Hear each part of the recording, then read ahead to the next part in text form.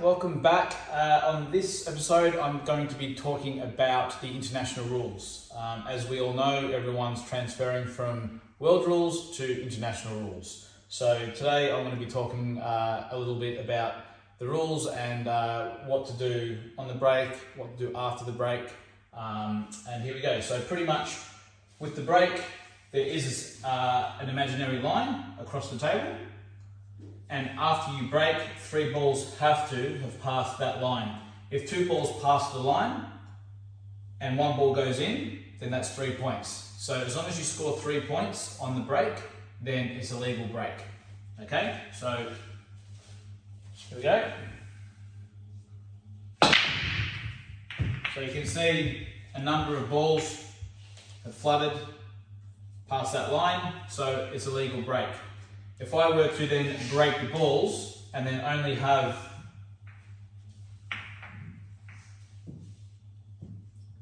these 2 come past that imaginary line, then it's a foul break and your opponent then can come in and break.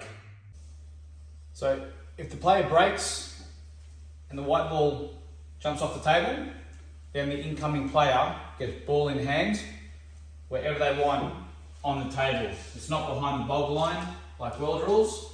International rules, the white ball is jumped off the table, then you can then place it wherever you want around the table and start your visit that way. And if the player breaks and the white ball happens to go in off, then they don't get ball in hand anywhere on the table. It's behind the bulb line. So they have to play from anywhere along here. It's just a standard foul. Okay?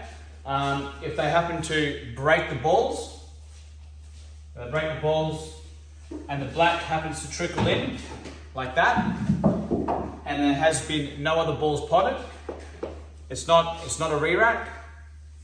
Simply just take the black ball out, place it back on the dot, and because there's no balls potted, the opposite player comes in and continues like normal. But if a yellow had dropped or a red, and the black drops on the break, then black ball comes back out, and that player continues like normal. After you break the balls, so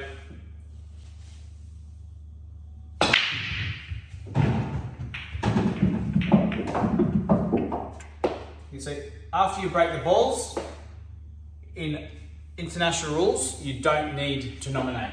So the player, as long as they've potted a red or a yellow, they must, if they want to continue on either red or yellow, they must pot that colour. So I've broken the balls, I've potted a red and a yellow, but even if I potted one or the other, it doesn't matter. It's always open table after the break. So as you can see here, it's open table, and if I want to go yellows or reds, I must pot one of those colours. So in this situation, if I go for a yellow, I don't need to nominate, I can just pot it. I'm now on yellows. But if I were to miss that yellow, then the incoming player, it's an open table. If I go for that red and miss it, it's an open table. So it's always an open table after the break. You must pot a ball to be on that colour. If you broke the balls,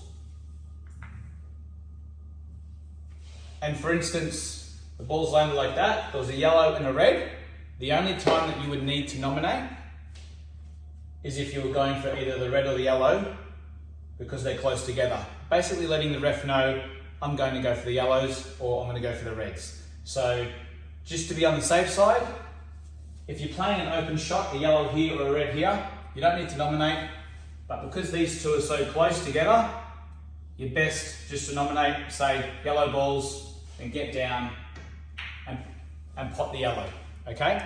So, because if you don't, and the ref thinks you're actually hitting a red, then they can call a change of turn.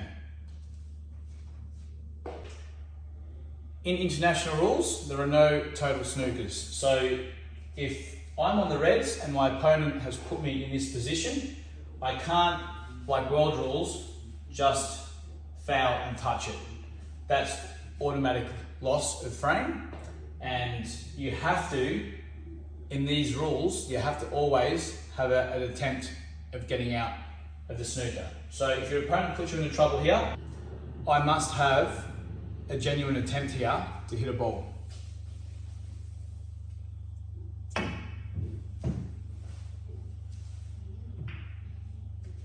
So I've gotten out of the snooker, and I've also hit my red, and I've also hit a cushion. You must hit a cushion after contact.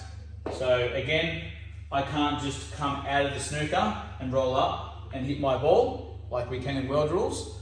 I must hit my ball, and also the white ball or the object ball or another ball has to hit a rail after contact. And again, just like world rules, when you contact the ball, you always have to hit a cushion. So if I play a ball like this and it doesn't hit a cushion or go in, like world rules, it's a foul. The only time in world rules you don't have to hit a cushion is if you're total snookered, like this. Then you can come off the rail and hit the red. But in international rules, the difference is there are no total snookers. So if I snooker you on your red ball, you can't just play and bump it. You actually have to play, bump it, and the red has to either go in or hit a cushion, or the white ball has to hit a cushion as well. So now I have to play it hard enough to hit a cushion, and that's a legal shot. So in international rules, if I was potting out on yellows and then potted the black and then ran down and accidentally hit my opponent's ball in after I've knocked in the black, it's okay. In international rules, as long as you hit your own ball first, you can knock in your opponent's ball as well. Like this. So if I'm going for a yellow, I'm potting out my balls and I happen to knock this in,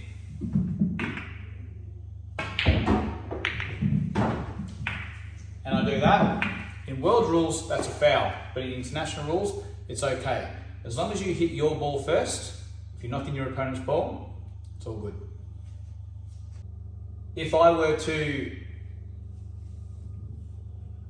play a foul shot on purpose anytime throughout the match, so if I were just to run up like that, or I were to pot my opponent's ball on purpose, then unfortunately in international rules, it's loss of frame. You can't do that. You always have to have a genuine attempt at your own ball. Combo shots or skill shots in international rules. If I'm on yellows here and I want to pot out, in international rules, having a ball over a pocket is actually a bad thing now.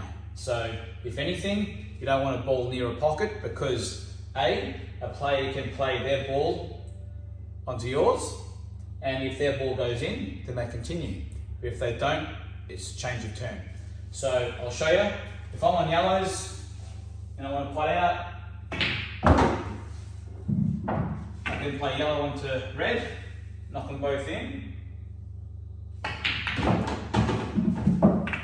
and I continue and win the frame. So that's why you don't want to have balls over pockets. Now, for an example, if I were to play this shot and the yellow stays up like that, then it's just a change over turn. So I lose my turn and then my opponent comes to the table and now they're on the black.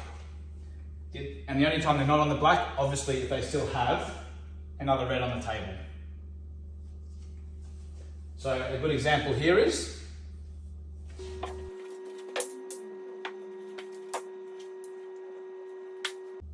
this situation.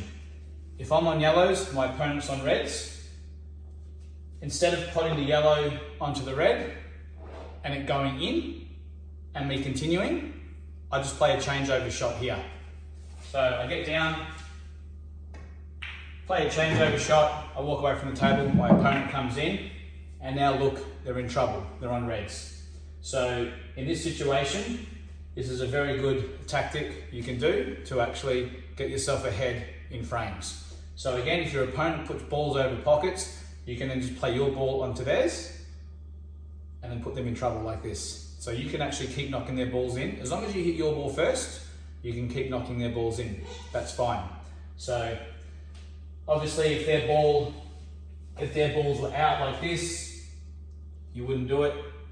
But when they're tied up like this and they have balls near a pocket, it's a very good decision to do that. All right, hope you enjoyed that quick demo of the international rules. If you've got any questions, please send them through. And thanks again, everyone, for giving me some really nice feedback with these videos. I really do appreciate it. I was just out the other day again, and people are coming up to me and saying it's helping their game, it's helping them so much, and it actually makes me want to do these things even more. So thank you again. Like I said, if you've got any questions, send them through. I'll answer them as quick as possible. If you've got any scenarios, send them through, and I'm happy to put them here on the table, make a video and show them to you as well. So until next time, thank you very much. Cheers.